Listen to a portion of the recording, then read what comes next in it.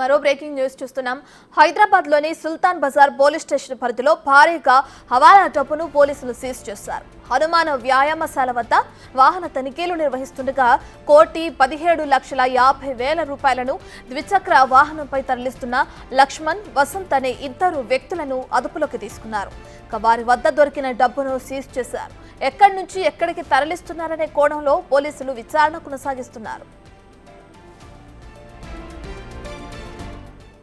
ఇదే అంశానికి సంబంధించి పూర్తి డీటెయిల్స్ మా ప్రతినిధి సుజాత అందిస్తారు. రైట్ సుజాత, హైదరాబాద్ లోని సుల్తాన్ బజార్ లో దొరికిన భారీ డబ్బుకు సంబంధించిన విచారణ ఎక్కడి వరకు కొనసాగుతుంది, ఎక్కడి నుంచి ఎక్కడికి తరలిస్తున్నారనే డీటెయిల్స్ ఏమైనా తెలిసినాయా?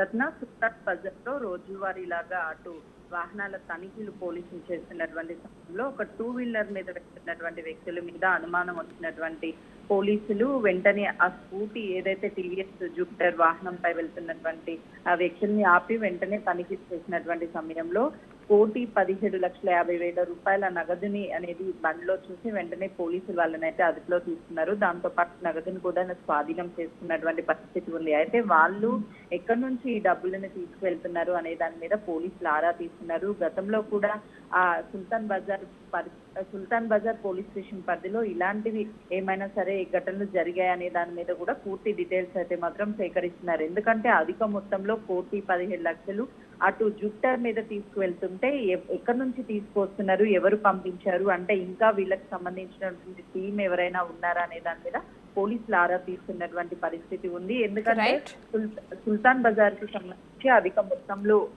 ఈ నగదు దొరకడంతో పోలీసులు అయితే మాత్రం మిగతా వాహనాలు కూడా తనిఖీ చేస్తున్నటువంటి పరిస్థితి ఉంది. Right, thank you Sujatha.